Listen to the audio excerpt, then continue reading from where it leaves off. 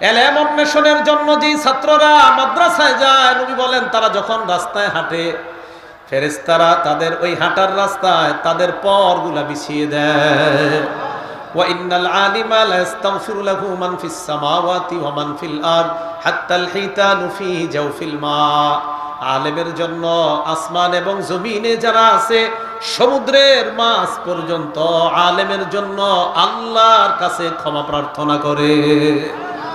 আলেমের জন্য আসমান জমিন এবং সমুদ্রের মাছ পর্যন্ত আলেমের জন্য ক্ষমা প্রার্থনা করতে থাকে। এরপর রাসূল আকরাম সাল্লাল্লাহু আলাইহি সাল্লাম বলেন, ইন্নাল উলামা ওয়ারাসাতুল আম্বিয়া, আলেমগণ হলেন নবীদের ওয়ারিস। ওয়া ইন্নাল আম্বিয়া আলাম ইউরিসু দিনারা ওয়ালা দিরহামা, নবীগণ কাউকে স্বর্ণ এবং রূপার উত্তরাধিকার বানায় না। ইন্নামা ওয়ারাসুল ইলমা, নবীগণ অন্যদেরকে এলেমের উত্তরাধিকার বানায়। নবীরা আলেমদেরকে মিরাজ দিয়ে গেছে, কোরআন সুন্নাহর মিরাজ।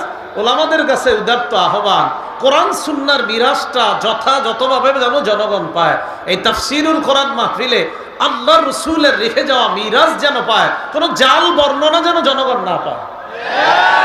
এখানে মানুষ শিখতে আসে। রাসূল সাল্লাল্লাহু আলাইহি সাল্লাম সঠিক মিরাজ দিয়ে গেছে। এই মিরাজ বন্টন করার জন্য বলছে, কোরআন সুন্নাহর সঠিক বাণীগুলা মানুষকে পৌঁছে দেওয়া, এটা হলো সঠিকভাবে উলামায়ে কেরামের দায়িত্ব। এই মিরাজ তাদের কাছে পৌঁছে দেওয়া। মুসলিম শরীফের 2699 নম্বর হাদিসের বর্ণনা, ক্বালা রাসূলুল্লাহ সাল্লাল্লাহু আলাইহি ওয়াসাল্লাম, আল্লাহ নবী বলেন, মাজতামা কওমুন ফি বাইতিন মিন বুয়ুতিল্লাহ, কোন ঘরের মধ্যে যখন একদল মানুষ একত্রিত হয়ে যায়, ইয়াতলুনা কিতাবাল্লাহ, আল্লাহর কোরআন তেলাওয়াত করার জন্য, ওয়া ইয়াতাদারাসুনাহু বাইনাহুম, আপোষের মধ্যে তারা কোরআন পড়বে এবং অন্যকে পড়াবে, নিজে কোরআন পড়বে অন্যকে পড়াবে, কোরআন চর্চা করবে। ইল্লা নাযালাত আলাইহিমুস সাকিনা, এক নাম্বার তাদের উপর আসমান থেকে সাকিনা, প্রশান্তি অবতীর্ণ হবে। দুই নাম্বার ওয়াশিয়াতহুমুর রাহমা, রহমত তাদেরকে ঢেকে নিবে। তিন নাম্বার ওয়াহাফাতহুমুল মালাইকা, আল্লাহর ফেরেশতারা তাদেরকে বেষ্টন করে নেয়। মন দিয়ে শুনেন, এই মাহফিলটা ফেরেশতারা বেষ্টন করে রাখছে।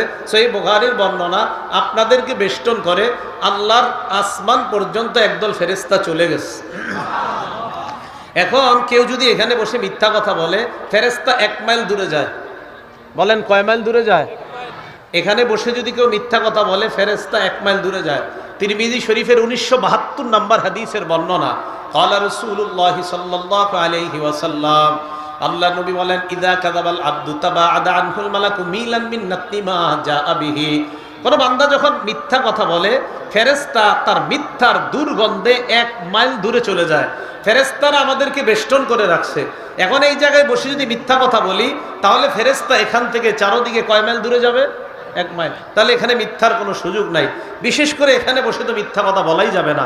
তিরমিজি শরীফের 2315 নম্বর হাদিসের বর্ণনা, ক্বালা রাসূলুল্লাহ সাল্লাল্লাহু আলাইহি ওয়াসাল্লাম, আল্লাহ নবী বলেন, ওয়াইলুল লিল্লাযী ইউহাদ্দিসু লিয়ুদহিকা বিহিল কওম ফায়াকযিব, ওই বক্তা ধ্বংস যেই বক্তা মানুষকে হাসানোর জন্য মিথ্যা কথা বলে। ওয়াইলুল্লাহ ওয়াইলুল্লাহ, রাসূল আকরাম সাল্লাল্লাহু আলাইহি সাল্লাম বলেন, যেই বক্তা মানুষকে হাসানোর জন্য মিথ্যা কথা বলে, ওই বক্তা ধ্বংস, ওই বক্তা ধ্বংস। আল্লাহ আমাদের সকলকে এই হাদিসের যে ভয়াবহতা আমরা জানতে পারলাম, এটাকে সামনে রেখে যেন হাদিস অনুযায়ী আমল করতে পারি, তথা এই মঞ্চটাকে মিথ্যা থেকে আমরা হেফাজত করতে পারি। আল্লাহ তৌফিক দান করেন।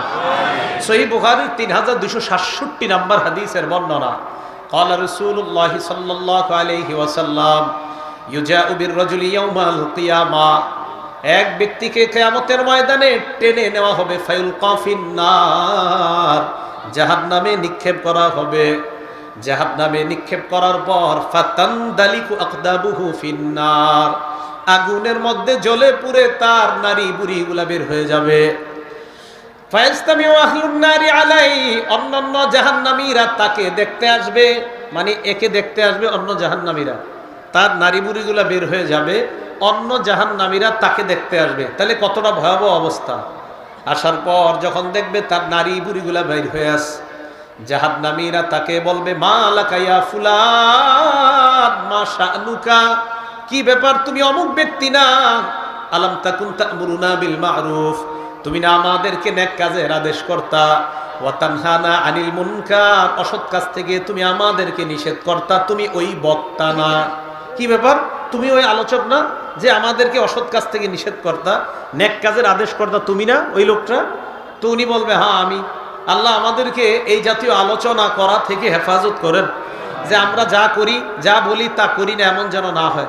তখন ওই বক্তা সাহেব বলবে কুনতু আমুরুকুম বিল মারুফ, আমি তোমাদেরকে নেক কাজের আদেশ করতাম, ওয়ালা আতিহি, আমি নিজে করতাম না, ওয়ানহাকুম আনিল মুনকার, আমি তোমাদেরকে অসৎ কাজ থেকে নিষেধ করতাম, ও আতিহি, নিজেই করতাম। তাহলে মিথ্যা কথা বলা যে হারাম, এটা তো আলেমরা জানছে হাদিস থেকে।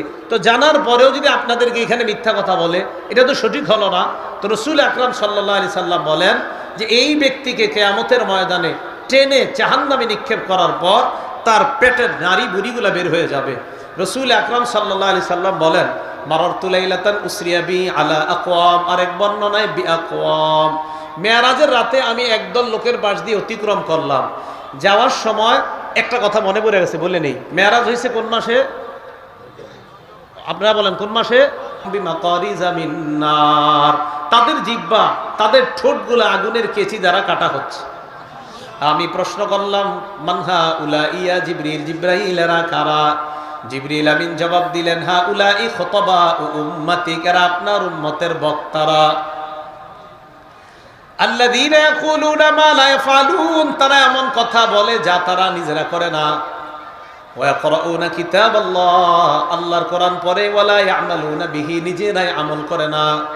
তাহলে বুঝাইতে চাইলাম এলেমের আলাদা মর্যাদা আছে, এলেমের মর্যাদা দেওয়ার জন্য গিয়ে কোনো ভুলভাল বলার কোনো সুযোগ নাই।